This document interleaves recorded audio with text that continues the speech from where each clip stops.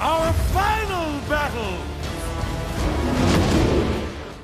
When it comes to the He-Man universe, Netflix is truly making significant strides. Despite canceling a He-Man film, the streaming giant successfully produced the impressive CGI series He-Man and the Masters of the Universe Revelation, which left numerous storylines hanging before it concluded in 2021. I mean, yeah, it did screw up a lot of things in its making. As a result, Kevin Smith faced quite a bit of a mop-down on social media, especially from the older fans, but I think he redeemed himself with Revolution. Bearing a resemblance to Pixar's storytelling style, the series uniquely combines the grit, intensity, and action integral to the iconic Mattel property. Adding to the excitement, Kevin Smith's Masters of the Universe Revolution picks up the narrative right where the Revelation series left off. In this animated continuation, Prince Adam of Eternia leads the charge against a joint threat from Skeletor and Hordak. As Eternia undergoes reconstruction and enters a new era of democracy, the first season of Revolution concludes with numerous loose ends, setting the stage for a second season to unravel the efforts invested in rebuilding the franchise. Given the buzz generated by the initial season, anticipation for Masters of the Universe Revolution Season 2 is quite high, with expectations of a broader exploration of the epic saga. The first season was a mix of drama and action, sprinkled with some juicy character developments, leaving us fans eager for more. Naturally, the upcoming sequel is poised to delve deeper into the intricate mythology of the franchise. Renowned for its compelling storytelling and extensive lore, the series is prepared to complicate Eternia's battle further, promising us with a captivating blend of familiar and new challenges for He-Man and his allies. So how does Masters of the Universe Revolution set itself up for another season? Without wasting another moment, let's find out. Before we go into our explanation, we have a very small request. If you like our content, please support us by subscribing to our channel. This is a small click for you, but for us, it means a lot. Thank you. Let's begin.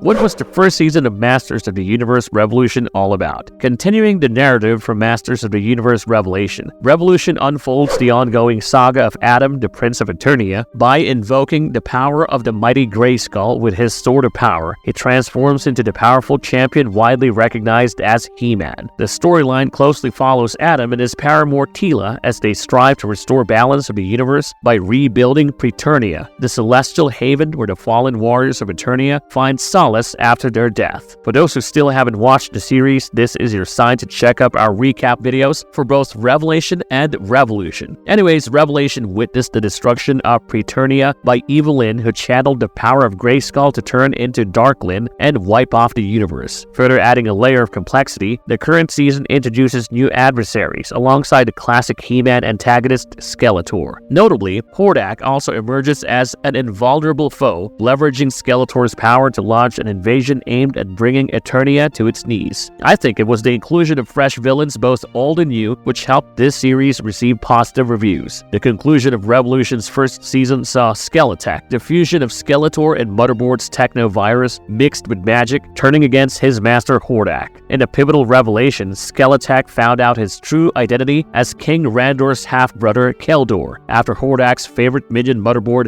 beat him up for embarrassing her in front of Hordak. While Skeletek was hurt, Motherboard's bashing unlocked a memory inside his brain, which Hordak had encrypted long back. Soon, he realized that Hordak has been using him as a mere pawn all along, and with a little nudge from his suppressed main ego Keldor, Skeletek severed Motherboard's head and executed Hordak, the tyrant who had initially poisoned him with Havoc magic and later subjected him to brainwashing. Despite this dramatic turn of events, the Horde Empire managed to retrieve Hordak's body and preserve him beside a Bacta-tank while trying to revive him. The stage is now set for Season 2, with Hordak poised to return, embittered and seeking vengeance against Eternia. Skeletek's actions, particularly in raising the Techno-Titans from Eternia's core, hint at the possibility of more such hidden destroyers beneath the surface that Hordak could potentially incorporate into his legion. While Skeletek eliminated Hordak's primary technological representative Motherboard, the Horde Empire may revive a more advanced version of him, enhancing its forces and creating a more resilient front for Hordak's empire. Plus, a mysterious warrior at the end alluded to Horde Prime's involvement in Hordak's revival. So we're wondering whether cloning would play a role in this process, drawing parallels to another Netflix Masters of the Universe series. The reference to Horde Prime as the Master reminds me a lot of Emperor Palpatine, but truly raises questions about the potential use of many Hordak clones to lead the entire Legion. There is also another speculation that Horde Prime might be an artificial intelligence, aligning with his show's overarching theme of machinery and technology. Regardless, the Horde Empire's commitment to evolution and progress suggests swift, teasing retribution and unforeseen surprises in the unfolding narrative.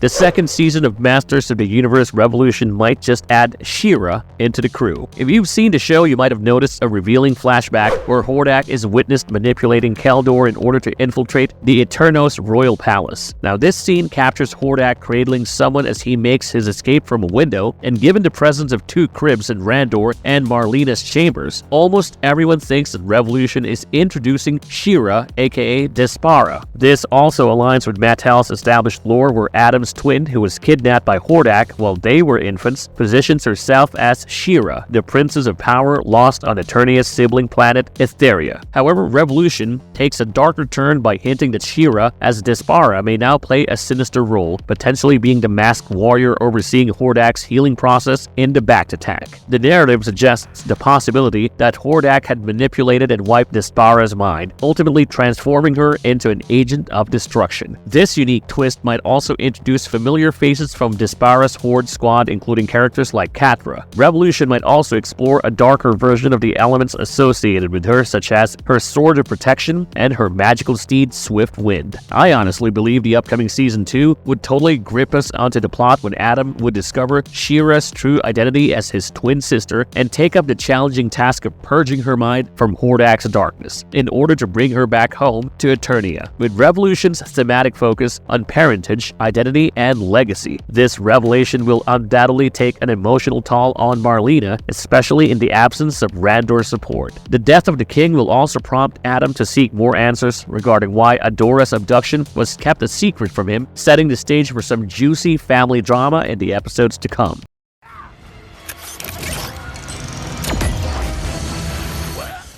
The upcoming season might just empathize Keldor with a redemption arc. In Season 1, Keldor's storyline in Revolution painted a rather tragic and sympathetic picture. As the half-sibling and outcast in the palace, he was sent away to make way for Randor's ascension to Eternia's throne. Keldor subsequently spiraled into a life of war and death, falling prey to Hordak's manipulations, memory alterations, and ultimately becoming an instrument of chaos. The turning point came when Adam, wielding the Sword of Power and the power of Grayskull, purged Skeletor's essence from Keldor. At this moment, the disgraced uncle showed subtle signs of repentance, suggesting a potential desire for redemption. Season 2 has the opportunity to subvert the traditional portrayal of Keldor as irredeemably evil, so they might just allow him to undergo a redemptive arc, much like Tom Hiddleston's Loki in the MCU. Keldor's yearning for a greater purpose could even lead to an uneasy alliance with Adam, especially if Eternia faces the threat of Hordak, despite Adam wielding an upgraded sword. This might even spark a mini civil war with Teela, the new sorceress, and Duncan, who of course know better and won't shy away from expressing their skepticism and mistrust towards Keldor. Plus, in the evolving political landscape of Eternia, Andra's candidacy for leadership introduces the prospect of an unfolding democracy and diplomacy. The Eternian Council, in a new era of governance, could consider giving Keldor a second chance if he manages to prove himself worthy. Having collaborated with Andra on the technological front, Keldor could use his knowledge from the Anwat Gar's technology and contribute to fortifying the kingdom's military. The intrigue lies in how much Keldor is willing to sacrifice, or whether his intentions will again lead him to backstab Adam. I mean, the latter is of course a classic arc that will undoubtedly captivate Skeletor fans in the He-Man franchise and keep us all hooked.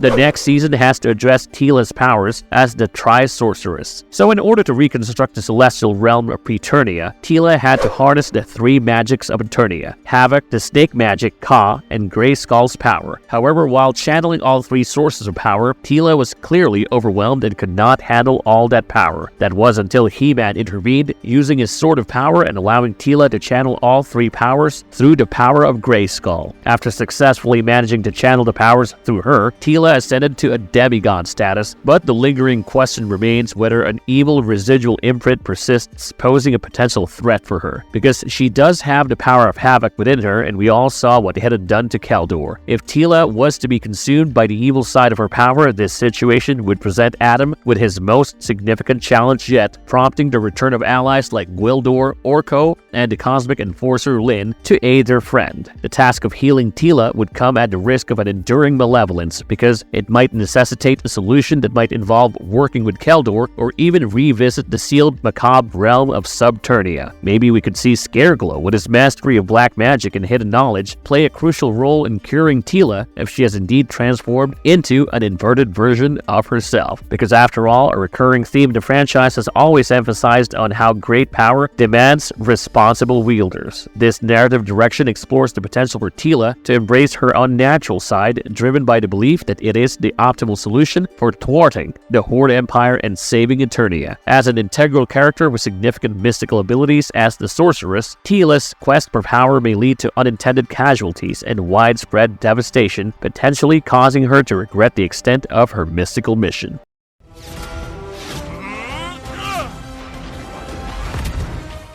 What do we know about Season 2 of Masters of the Universe Revolution? As of now, there is no official announcement regarding the renewal of the series. However, given the overwhelmingly positive reception garnered by both iterations, a renewal on Netflix appears highly likely. Plus, I'm sure the series has intentionally left numerous plot holes towards the end of the finale, with who we think is Despera attempting to resurrect Hordak with the aim of destroying both Adam and Keldor. Plus, I really want to see how Lyn fits into her new role as a Cosmic Enforcer. The inclusion of such significant plot developments in the climax suggests a deliberate setup for future seasons. While it is not confirmed, the strong likelihood of Netflix greenlighting another season is supported by the show's success. Plus, Netflix's history of investing in and continuing successful shows further strengthens this speculation. Despite the absence of an official announcement, the positive reception and ongoing discussions among fans further contributes to a sense of anticipation regarding the series' potential continuation. Now, how about you guys? What do you guys think might happen in the upcoming season? Let us know your theories in the comments below. If you enjoyed this video, click on the like button and comment below about which other movie reviews you would want to watch. And don't forget to subscribe to our channel.